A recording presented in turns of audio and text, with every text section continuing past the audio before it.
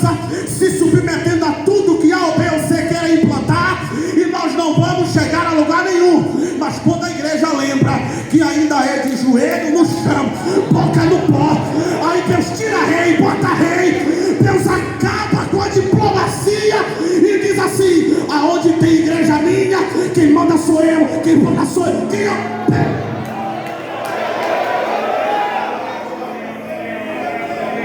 Ele cria aliança, e o que me entristece é que a Bíblia diz que ele fica sabendo que Tiglat-Pileser está indo para uma cidade da Síria chamada Damasco. Aí o que é que ele faz? Ele reúne uma caravana e diz: se Tiglat-Pileser está indo para Damasco, eu também vou. Olha para cá. Não é porque Tiglat-Pileser é rei, tem nome, tem referência, e ele está em Damasco, que a gente precisa ir para Damasco. Nós aprendemos, irmãos, infelizmente, agora eu vou falar um pouco da cultura, né? Alguém sempre diz: é melhor ter amigo na praça do que dinheiro. Não é assim? Isso. Eu acredito, é o pensamento de Heraldo, tá bom? Eu acredito que amigo é aquele que compartilha do mesmo propósito. Se não compartilha do mesmo propósito, para mim não é amigo. E é o que? É colega, é conhecido, blá blá blá. Mas se não senta na mesa, mas compartilha do mesmo propósito, é amigo. É por isso que, mesmo que eu não te conheça e você não me conhece, se eu estender a mão e dizer: Pai do Senhor, eu te chamo de irmão.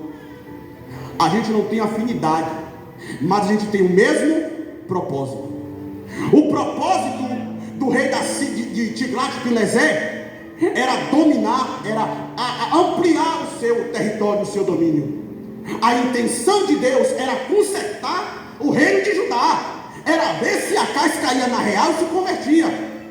Quando Acais foge do propósito, ele corre para Damasco. Quando chega em Damasco, ele vê que em Damasco Tiglat-Pileser e os seus sacerdotes estão edificando altares, e nesses altares que estão sendo edificados, eles estão adorando ao seu Deus. Aí Acais cai na besteira de fazer a seguinte conclusão: se esses homens chegaram na estatura e no poder que estão, de domínio, de força, de reino, então eu vou servir ao Deus deles, porque os deuses deles dão vitória a eles na guerra. Urias vê a planta, constrói o altar. Quando Acais fica sabendo que o altar está pronto, Acais sai de Damasco e diz: eu vou agora voltar para Jerusalém e vou edificar e vou sacrificar no altar dos deuses estranhos, dos deuses de Damasco. Quando chega em Jerusalém, ele vê o altar pronto e ele diz: sacrifício, oferta queimada, nós vamos oferecer neste altar, e o altar de bronze vai ficar de lado, e as portas serão fechadas, e os vasos da casa serão quebrados, e as lâmpadas do templo serão apagadas. Assim vive Acais uma vida de apostasia e idolatria, porque eu ainda acredito piamente que é Deus que prepara o caminho da igreja para que ela seja vitoriosa em tudo que põe a mão. Deixa eu lhe dizer uma coisa, só para a gente concluir a introdução. Este homem instaurou uma apostasia e idolatria naquele lugar que a Bíblia diz que aonde havia árvore frondosa, outeiros, ele fazia sacrifício a deuses estranhos, e ele chegou numa decadência tão grande que ele ofereceu seu próprio filho em sacrifício, porque a idolatria já havia tomado conta do coração daquele homem, e para ter sucesso no que ele queria ter sucesso, nós podemos conjecturar assim: ele vendeu a própria alma. Para chegar em algum lugar, você está perdendo o seu tempo.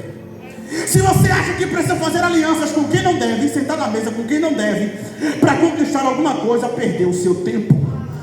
A igreja não anda com mistura. Olhe para cá, porque eu tenho coragem, eu preciso falar com autoridade. A igreja não precisa de mistura. A igreja é limpa, é santa diante dos olhos de Deus. Você não foi comprado, você não foi comprada para andar em mistura e em mesa estranha.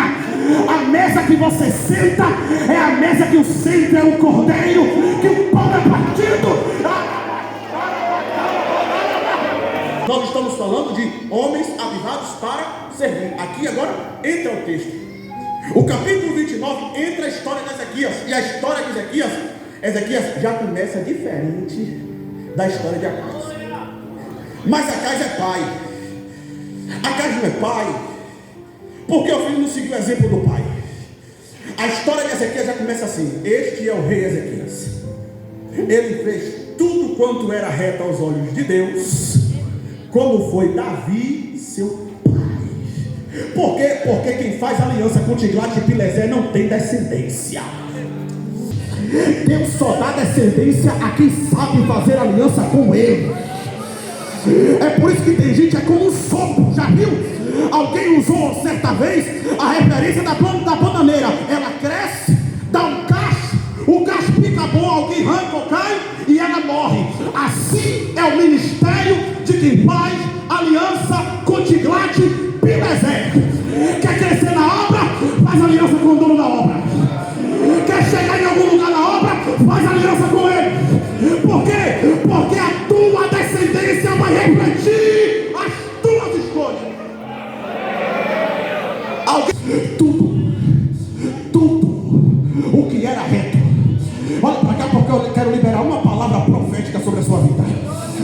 Eu tinha, infelizmente, eu não falo isso me engrandecendo, mas meu pai sempre foi alcoólatra.